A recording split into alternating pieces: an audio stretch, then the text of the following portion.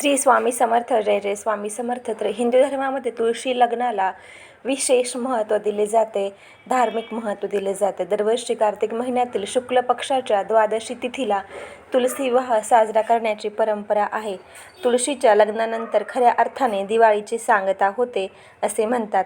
या दिवशी तुळशी आणि भगवान विष्णू यांचे शालिग्राम रूप यांचा विवाह लावला जातो.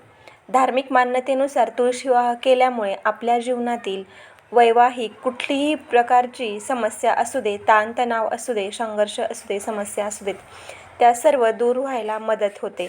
तसेच घरामध्ये सुखसमृद्धीमध्ये वाढ होते. तुळशीचे लग्न हे रविवारी 2 नोव्हेंबर 2025ला आपल्याला लावायचे आहेत.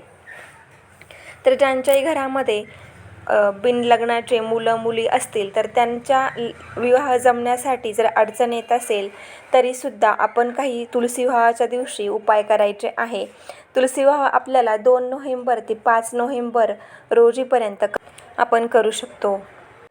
देवउठणी एकादशीपासून ते पौर्णिमेपर्यंत आपल्याला तुलसी विवाह आपण करू शकतो. तर त्याचप्रमाणे आपण काही साधे सोपे उपाय करायचे आहे व तुलसी विवाह विधीपूर्वक करायचा आहे. भक्तिभावाने मनोभावाने कुठलीही गोष्ट केल्यास आपल्याला तिचे फळ अवश्य मिळते. तर जर कुणाला लग्न जमण्यासाठी, लग्नाच्या संबंधासाठी जर प्रॉब्लेम येत असतील तर त्यांनी हे उपाय अवश्य करून बघा. तुलसी विवाहासाठी शुभ मुहूर्त आहे 2 नोव्हेंबर रोजी. ब्रह्ममुहूर्त हा पहाटे 4:59 ते पहाटे 5:49 आहे. अमृतकाळ आहे हा सकाळी 9:30 ते 11 वाजेपर्यंत. अभिजित मुहूर्त आहे सकाळी 11:59 ते दुपारी 12:45 असणार आहे. आणि गोधूली मुहूर्त म्हणजे संध्याकाळचा जो मुहूर्त आहे तो आहे 6:04 ते संध्याकाळी 6:30 म्हणजे 6:30 वाजेपर्यंत असणार आहे. या मुहूर्तावर आपण तुळशीचे लग्न लावू शकतो. हिंदू धर्मामध्ये तुळशी पूजनाला विशेष महत्त्व असते. तर शास्त्रानुसार तुळशीची पूजा केल्यामुळे आणि संध्याकाळी तुळशीसमोर तुपाचा दिवा प्रज्वलित केल्यामुळे घरामध्ये सुखशांती टिकून राहते. तसेच घरातील आर्थिक स्थिती देखील चांगली होते.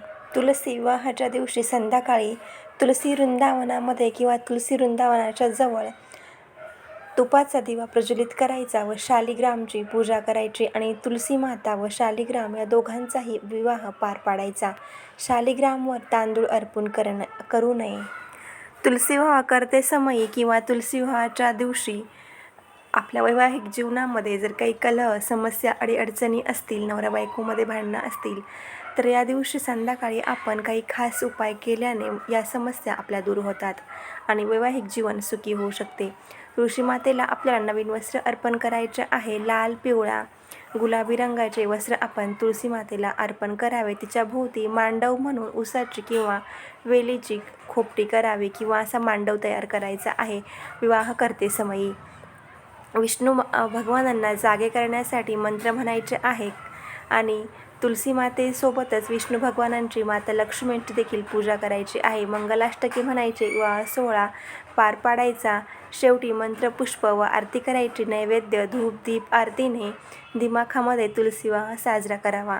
ज्या वेळेला आपण तुलसीमध्ये शुद्ध तुपाचा दिवा प्रज्वलित करू त्यावेळेला आपल्याला आपल्या मनोकामना तुलसी मातेला सर्व सांगायचे आहे आणि तुलसी चालीसाचे पठण करायचे आहे. त्याचप्रमाणे देवीचे दैविक मंत्र असतील, लक्ष्मी अष्टक, लक्ष्मी स्तोत्र असतील तर ते आपल्याला बोलायचे आहे आणि ओम सृष्टिकर्ता मम विवाह कुरु कुरु स्वाहा या मंत्राचे पठण करायचे आहे.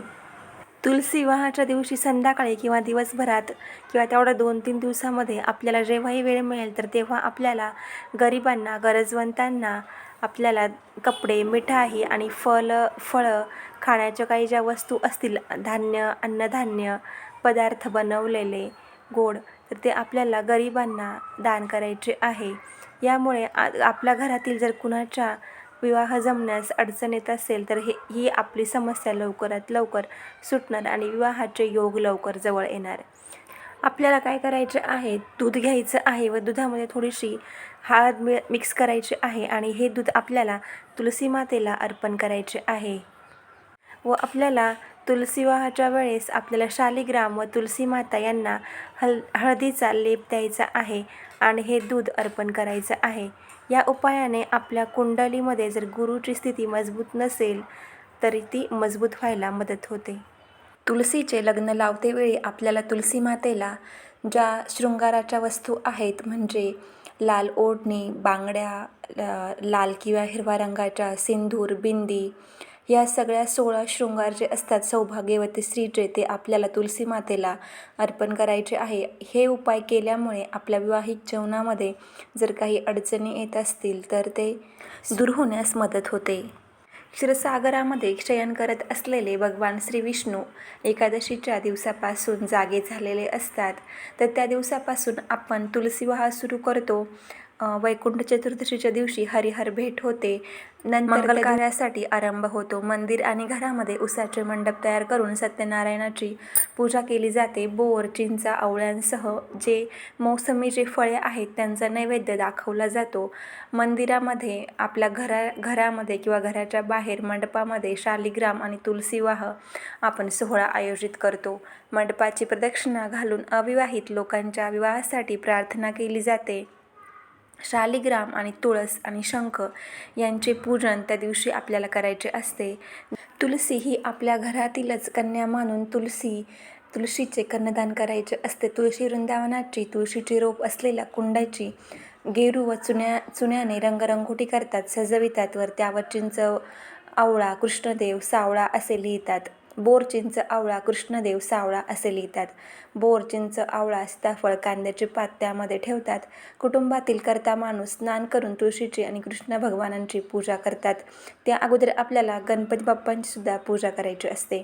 नंतर त्यांना हळद व तेल लावून मंगल स्नान घातले जाते. तुळशीला नवीन वस्त्र पांघरतात व त्यावर मांडव म्हणून उसाची व दांड्याची खोपटी ठेवतात. पूजेचे उपचार समर्पण करून विष्णू भगवानांना जागे करतात व त्यानंतर बाळकृष्ण व तुळस या दोघांमध्ये अंतरपाठ धरून मंगलाष्टके म्हणून त्यांचा विवाह लावला जातो. कर्त्याने त्यानंतर म्हणजे घरातील जे कर्ता पुरुष आहे त्यांनी तुळशीचे कन्यादान करावे व त्यानंतर मंत्रोपचारांसह आरती करावी, विधिवत पूजा करावी. घरच्या कन्येस श्रीकृष्णासारखा आदर्श वर मिळावा असा त्यामागील हेतू असतो. या विधीच्या वेळी तुळशीभोवती दीप आराधना करण्याची पद्धत आहे. म्हणतात की तुलसी विवाह हा आपला मनासारखा जोडीदार मिळावा यासाठी देखील केली जाते व ज्यांना विवाहामध्ये विवाह जमण्यास अडचणी येत आहे त्यांच्यासुद्धा अडचणी दूर होतात. तुलसी मातेला उसाचा रस अर्पण करावा, त्यासोबत थोडेसे पाणी अर्पण करावे. असे केल्याने घरात सुख समृद्धी वाढते व दारिद्र्य दूर होते. त्यासोबत आपण तुलसी मातेला दूध देखील अर्पण करू शकतो. एका भांड्यामध्ये थोडे कच्चे दूध घ्यायचे व ते तुळशीच्या रोपाला अर्पण करायचे. तुलसी वृंदावनामध्ये किंवा वृंदावनाच्या खाली तुळशीच्या रोपाच्या खाली आपल्याला दिवा लावायचा आहे, तुपाचा किंवा तेलाचा. तर त्यासोबतच आपल्याला 5, 7, 11 किंवा 21 जितक्याही आपल्याकडून शक्य आहे तितक्या प्रदक्षिणा देखील घालायच्या आहेत. हे साधे सोपे उपाय केल्यामुळे आपल्याला आपल्या जीवनातील सर्व अडचणींचा जर काही सामना करावा लागत असेल तर तो सर्व दूर होतो. तुलसी विवाहाच्या दिवशी संध्याकाळी आपल्याला पिंपळाच्या झाडाखाली शुद्ध तुपाचा दिवा लावायचा आहे. त्याचबरोबर आपण त्या दिवशी संध्याकाळी तुलसी विवाह आटोपल्यानंतर तुलसीसूत्राचे पठण केल्यामुळे धनप्राप्ती होते. तुलसी मातेला गोडधोडाचा नैवेद्य अर्पण करावा किंवा आपण जर खीर वगैरे बनवलेली असेल तर त्या खिरीचा देखील तुलसी मातेला संध्याकाळच्या वेळेला नैवेद्य अर्पण करावा.